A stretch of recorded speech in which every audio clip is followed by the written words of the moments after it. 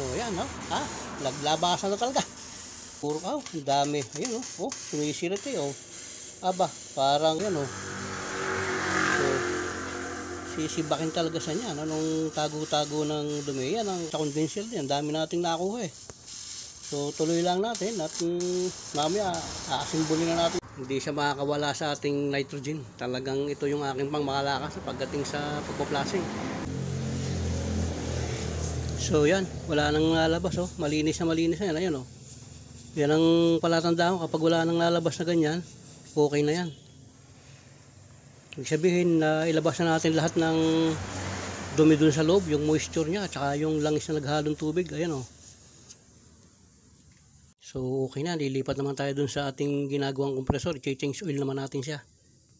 So pansamantala, takpan muna natin tong kanyang capillary tube para hindi siya pasukin ng moisture. Ayan. Tanggalin natin to.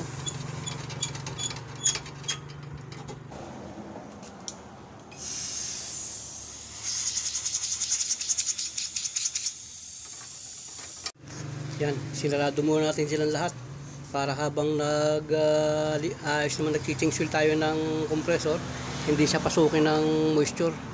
Bili tayo ng bagong langis, 1348, ito ilalagay natin. Dito naman natin sasalin yung kanyang langis para masukat natin yung dami ng langis na nasa loob ng compressor.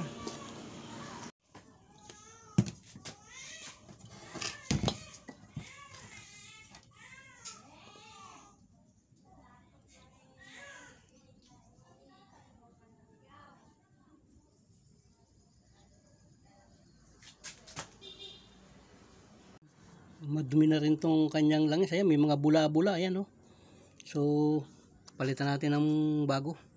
Ilalagay lang natin dito tong nakuha nating langis. Tinandaan lang natin yung kanyang sukat para pagbabalik natin ay parehas din yung dami nung ilalagay natin. Tabi muna natin to. Itatapon natin o kaya ilalagay natin dyan sa mga haligi na panlaban sa anay. Maganda pong pangpahid sa mga anay yan eh. Ayan, ang dumi. Ayan, ang daming dumi sa loob. Lilinisin lang natin itong ating ginamit para mamaya pag sasali natin malinis to. Kailangan malinis na malinis siya. Pero banlaban pa natin itong isa pang ito. Ito yung malinis na malinis eh. Ayan. Para pagbabalik natin ng kanyang refrigerant o oil ay malinis siya. So ayan, takpan muna natin siya rito. Sama natin to. Lalagay tayo ng charging line dito sa kanyang charging port at doon natin papadaanin yung kanyang langis. Bali dalawang 141B yung ating inuubos doon para siguradong malinis na malinis yan. So gagawa ngayon tayo ng charging line niya para nakapaglagay na tayo ng langis. Tuloy kakabit na natin yung compressor.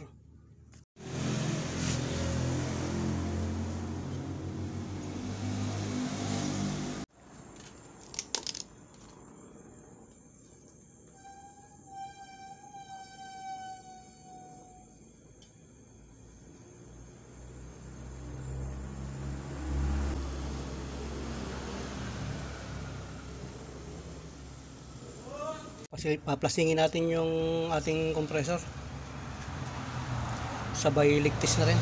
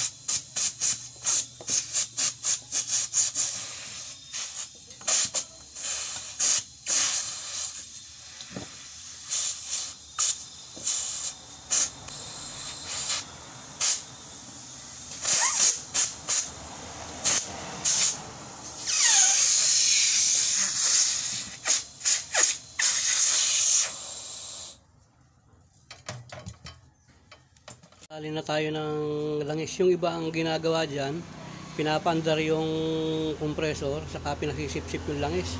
Kaya ako, ang ginagawa ko, minamanual ko na lang. So, sasalin natin tong ating bagong langis. Kukunin lang natin yung dami ng ating inalis kanina. So, ayun.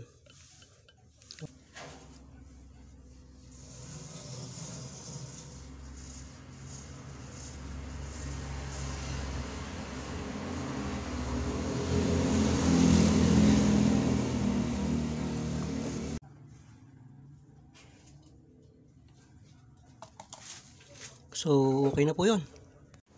Magbebend tayo ng tubo para maganda yung ating kakapitan ng filter. Ito yung bago nating filter na ikakabit doon. Bale, sealed type po yan. Yan, welded type yan. Hindi kasi ako gumagamit ng flaring type. Gusto ko talagang silyado lahat. Nandito yung holder niya, yan. Gagamitin natin yan, pupormahan natin siya sa pagganyan. Dahil nga po sa alanganin ako dun sa problema niya, minabuti ko na pagkatapos kong hinangin lahat ay binabarang ko muna siya ng nitrogen. Ayan, meron tayo nakukuhang 125 psi. So titingnan natin yan after 1.5 hour kung siya ay bababa. Yan, nakakoneksyon na lang po yan lahat. Ang hindi na lang nilalagay dyan ay yung compressor. Pero dahil nga sa binabarang ko muna, naligtas ko na po yan. Ayan, may mga sabon-sabon pa. Ang gagawin ko lang ay mag-obserba na lang ako ng konting oras para malaman natin kung ito'y bababa talaga. So yan nga po. Pagkatapos ng 3 oras ay hindi siya gumalaw. Alam nyo po ako kung magligtas lang ay karaniwan na yung 1 oras at kalahati. Pero dahil nga po sa doubt ako dito, ay basa siya ay nakatago ang mga tubing niya, minabuti kong tagalan ng oras yung aking magliligtas. So okay na po yan at atin pong ipaprocess na. Ikakabit na natin tong ating compressor. Dahil nga po sira na yung mga goma, papalitan natin ng bago. Ito, yun ang ilalagay natin pinakaguma ng paa niya. So i-release na natin yung kanyang pressure.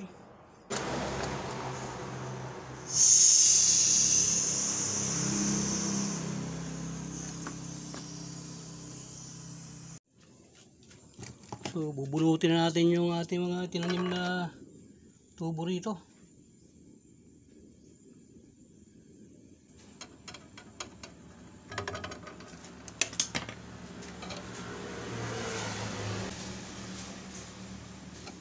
So bago natin ikabit itong mga tubing niya, atin muna siyang pandarin. Yan. So ipa-plug natin, sinabitan lang natin ng ammeter. Pandarin natin kung ano ang kanyang status. Yun. So yun. So okay na yan.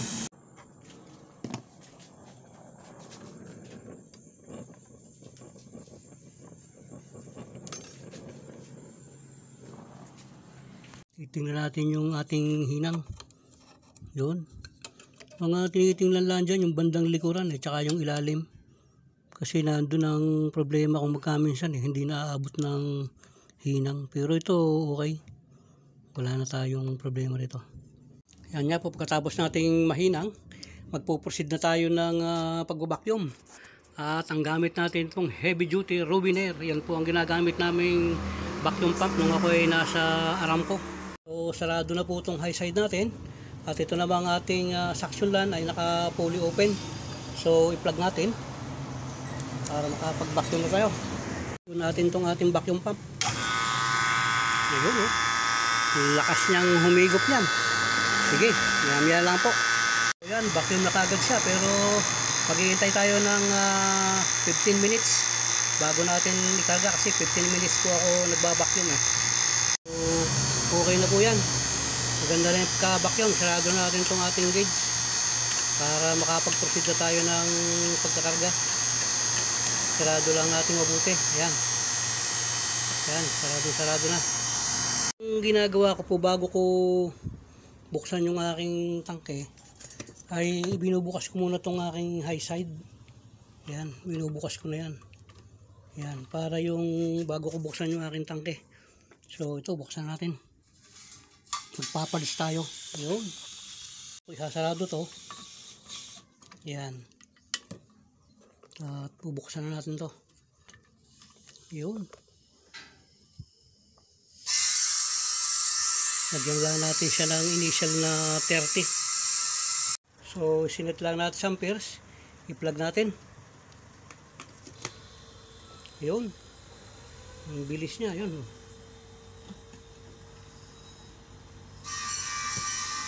Yun. Alalay lang pong pagkakarga. Unti-unti lang. So 1.6 ang nakukuha natin. So nag-initial lang ako ng 9 PSI.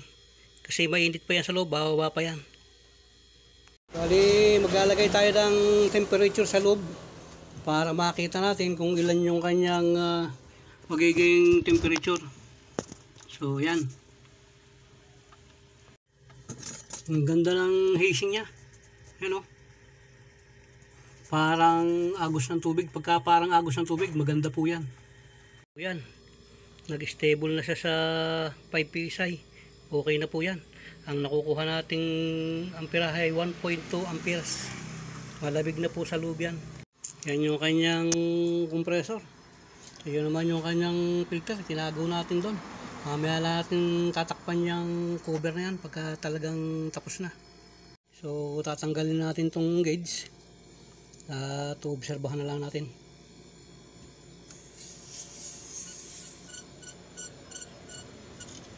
Yun. Kita natin tong ating pito para sigurado sabay ligtis.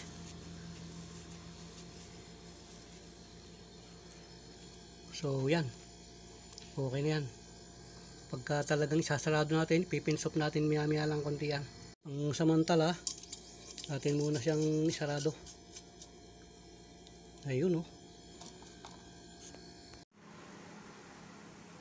So tingnan natin kung ilan yung naging temperature niya at kung nabuo yung kanyang yelo. Ay, ayun. Negative 18. Ayan o. So, yan ang yelo niya. Ang tigas. Lumalabas yung yelo. Yung usok dito. Ayan o. Oh. Ang galing. Tingnan natin yung kanyang bandang baba. So, yun. Ang lamig na rin. Okay na yan. Maabot dito sa labas yung lamig ng singaw niya eh.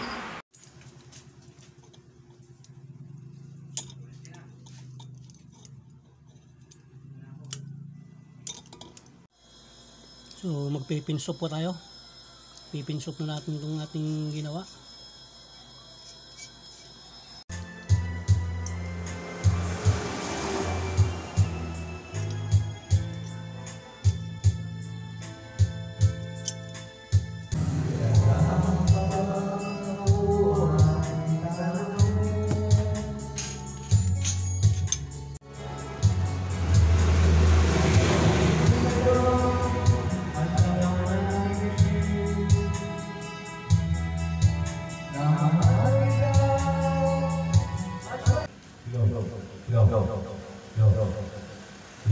Natin. Ayun oh. Wala nang leak yan. 1.0 ang ating amperahe. So dyan po natatapos yung ating project na ginawa natin tong Panasonic na Tudor. Marami pong salamat muli sa panonood nyo sa aking video. At sana po ay patuloy nyo akong subaybayan at i-like yung aking mga video.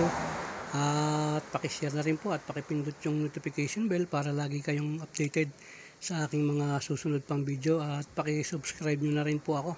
Marami pong salamat at isang mapagpalang araw po sa ating lahat. Nawa po ang pagpapala at patnubay ng ating Panginoon ay sumaating lahat. Marami pong salamat. God bless po.